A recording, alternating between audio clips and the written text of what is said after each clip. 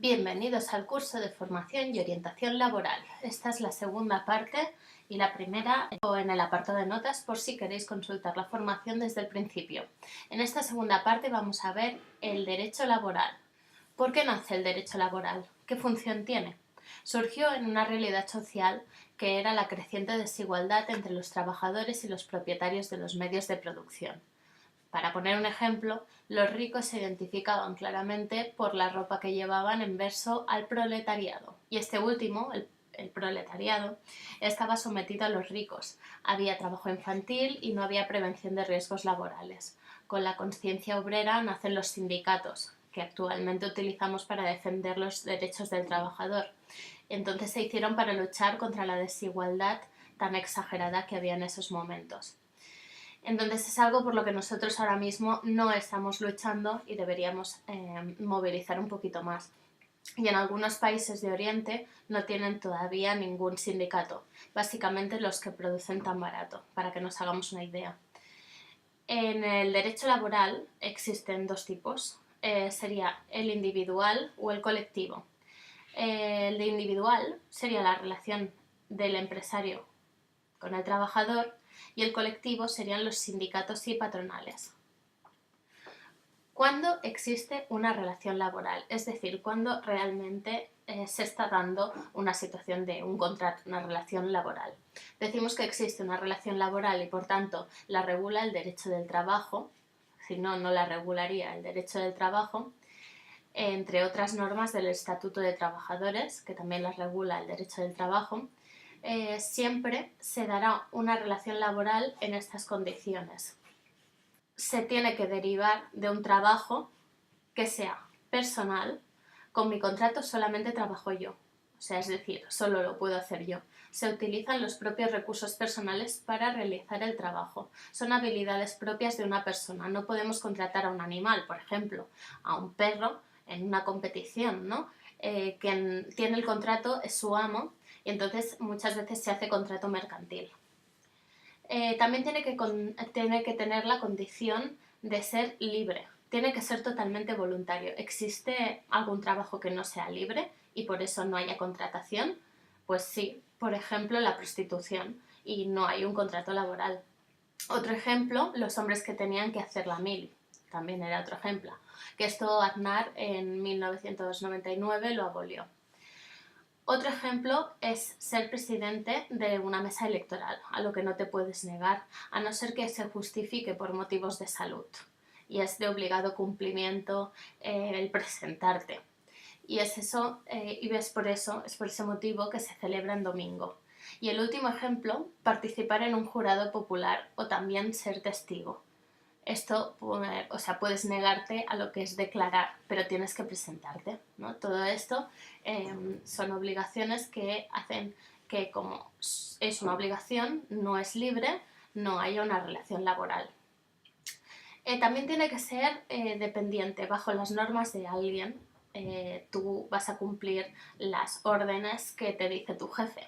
Se nota más en las empresas en las que se obliga al trabajador a llevar ciertas ropas, este es un ejemplo, como por ejemplo una dependienta que debe llevar ropa negra, o también en casos de llevar uniforme, entre otros claros ejemplos.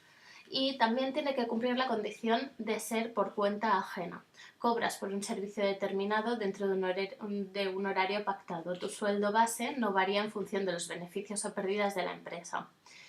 No confundir el término de autónomo dependiente, que es un concepto diferente, porque en ese caso se requiere un seguro privado, no es seguro de seguridad social habitual de un trabajador. Y no es un trabajador normal de la empresa. También tiene que ser remunerado. Si no es remunerado, por tanto, no es una relación laboral. Tiene que tener una remuneración, al menos que cumpla el salario mínimo interprofesional, y a no ser que sea un convenio. Por ejemplo, los convenios en prácticas de los estudiantes que no se remuneran. Por tanto, no cotizan ni son considerados trabajo. Aunque te paguen algo a voluntad, no se cotiza. Entonces, no es una relación laboral establecida como tal.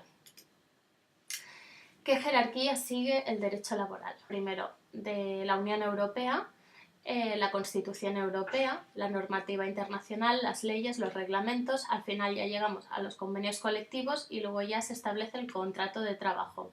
No todas las normas son igual de importantes y es por eso que decimos que hay una jerarquía de las normas.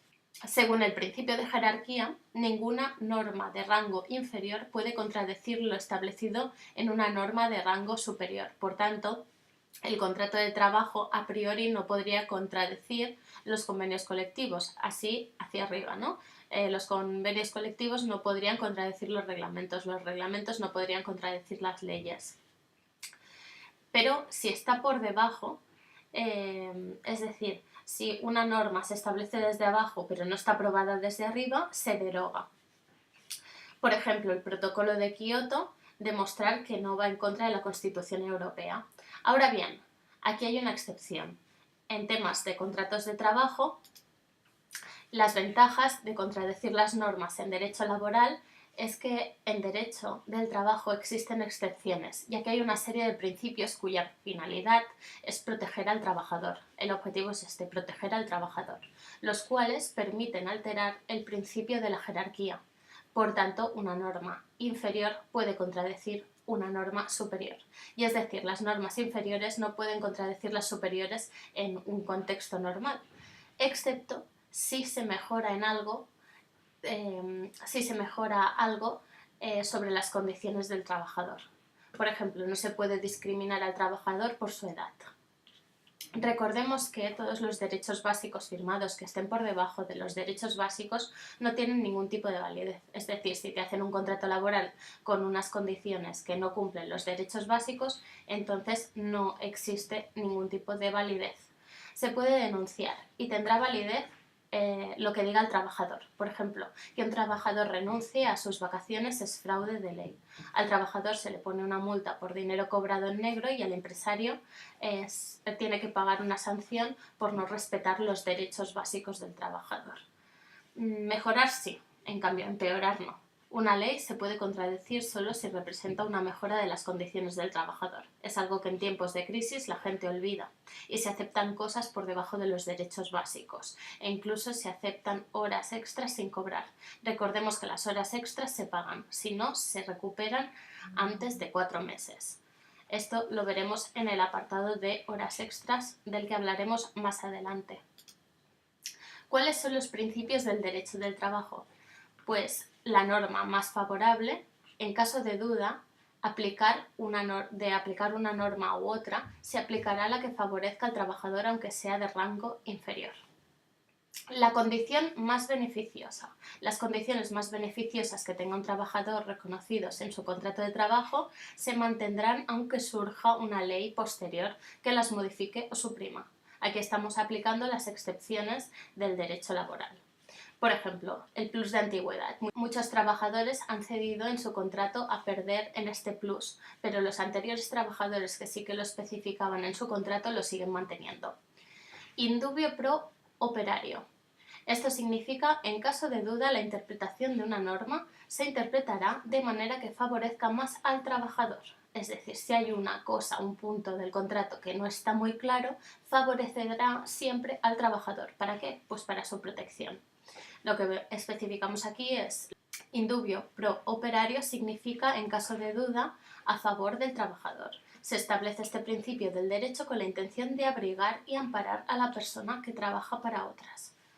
Y el último punto sería la irrenunciabilidad de derechos. Un trabajador no puede renunciar a sus derechos. Por ejemplo, si un empleado trabaja más horas por hacerlo en favor al empresario, puede volver a pedir sus vacaciones. Es un derecho del trabajador recuperar ese tiempo perdido. Bueno, pues muchas gracias. Seguiremos en el siguiente vídeo. Si quieres seguir en esta formación, si te ha gustado, dale un like a este vídeo para que lo encuentres fácilmente. También suscríbete para saber cuando hay un vídeo nuevo. Y si te ha gustado la formación explicada, sobre todo, comenta, comparte, dale un like y compártelo con los amigos. No te pierdas la siguiente clase sobre formación y orientación laboral. Le puedes dar clic aquí si estás viendo el vídeo desde un PC, se te enlazará directamente y si quieres iniciar la formación desde el principio, te dejo aquí el enlace. Clic aquí. Bueno, muchas gracias y nos vemos próximamente. Que la formación se da lentamente para que se integre mejor.